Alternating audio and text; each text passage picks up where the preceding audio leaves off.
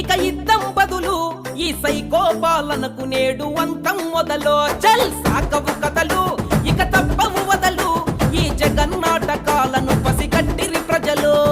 బ్రహ్మ విష్ణు ఈశ్వరులే కలసి కథం తొక్కగా, భస్మాసురులందరూ ఇక భస్మమే రచిత్తుగా.